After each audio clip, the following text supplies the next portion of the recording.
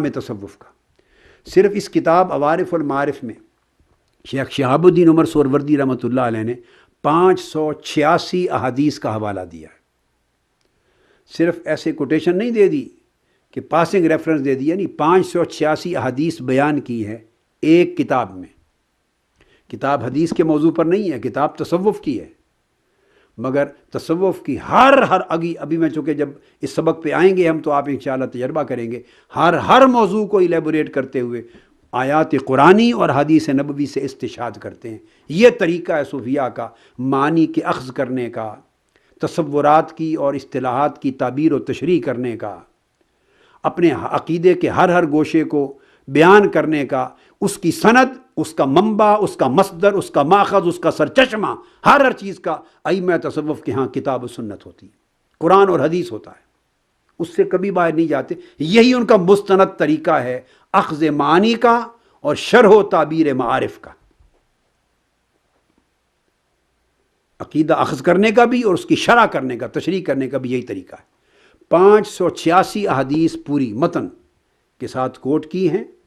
اور پھر ایک لطف کی بات، میں نے بنظر غائر لفظ اول تا آخر اس کتاب کو پڑھ کے تو میں نے ایک چیز میرے ذہن میں آئی، تو میں نے نکالی ان 586 میں سے 100 احادیث ایسی ہیں، 100.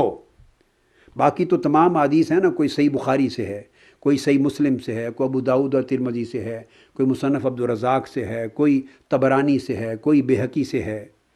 کوئی ابن ماجہ سے ہے. الغرض تمام کتب حدیث، کوئی موطا امام مالک سے ہے، یعنی جو امہات کتب حدیث ہیں ان سے احادیث انہوں نے روایت کی، ایک بات تخریج کی. اور 100 احادیث ایسی ہیں اس عوارف المعارف میں نے اپنے ایک رسالے میں ان کو الگ جمع کر دیا ہے کہ جن میں امام شہاب الدین سہروردی رحمۃ اللہ علیہ نے اپنی ذات سے لے کر اور اپنے شیخ سے لے کر آقا علیہ الصلوۃ والسلام تک اپنی ذاتی سند کے ساتھ، جو حضور علیہ الصلوۃ والسلام تک متصل اور مرفوع اسناد ہے، اپنی سند کے ساتھ حدیث کو روایت کیا ہے. جیسے امام بخاری اپنی سند کے ساتھ روایت کرتے، جیسے امام مسلم اپنی سند کے ساتھ روایت کرتے، جیسے اصحاب سیاستہ روایت کرتے، جیسے اول زمانے میں امام مالک اور امام اعظم اور امام شافعی اور امام احمد بن حنبل روایت کرتے، جیسے طبرانی نے روایت کیا، جیسے امام بہقی نے روایت کیا، امام بغوی نے مصابیح السنہ اور شرح السنہ میں روایت کیا. تو جس طرح ائمہ حدیث پوری سند، متصل سند اور مرفوع آقا علیہ الصلوۃ والسلام تک اس کو روایت کرتے تھے اور اپنے اسناد کے ساتھ تخریج کرتے تھے، یاد رکھ لیں ائمہ تصوف بھی کئی احادیث اپنی کتب میں اپنی سند کے ساتھ بھی روایت کرتے تھے. اس عوارف المعارف میں شیخ شہاب الدین سہروردی نے 100 احادیث صرف اپنی سند کے ساتھ روایت کی ہیں، جو آقا علیہ السلام تک متصلاً اور مرفوعاً جاتی. امام سلمی کی میں نے 150 کے قریب، 125 سے 150 احادیث ان کی کتب سے نکالی ہیں، امام ابو عبد الرحمن سلمی صاحب طبقات صوفیہ کی، جو ان سے لے کر آقا علیہ السلام تک متصل مرفوع سند کے ساتھ ہیں، انہوں نے اپنی سند کے ساتھ بیان کی. اور پھر جب ان احادیث کا جائزہ لیا جو شیخ شہاب الدین سہروردی نے اپنی سند کے ساتھ بیان کی، تو وہ الگ سند کے ساتھ امام بخاری کے پاس الگ بھی تھی،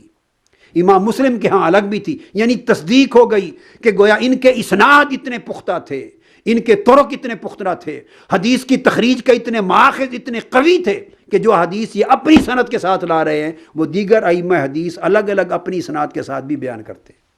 اس سے تائید ہوتی. امام ابو القاسم القشیری، ان کی صرف الرسالہ قشیریہ سے میں نے 75 احادیث، سینکڑوں احادیث آپ نے بیان کی، سینکڑوں، مگر 75 احادیث ایسی ہیں جو انہوں نے اپنی سند کے ساتھ آقا علیہ السلام تک مرفوعاً بیان کی. امام قشیری کا عالم. حتیٰ کہ شیخ اکبر محی الدین ابن العربی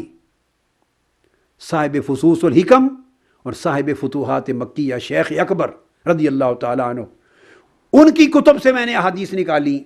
انہوں نے صرف احادیث قدسیہ 40 احادیث قدسیہ اپنی سند کے ساتھ مرفوعاً آقا علیہ السلام تک روایت کی ہیں، پوری سند کے ساتھ. پھر ان کے واسطے امام ترمذی سے امام بخاری تک، ان کے درمیان 3 واسطے ہیں.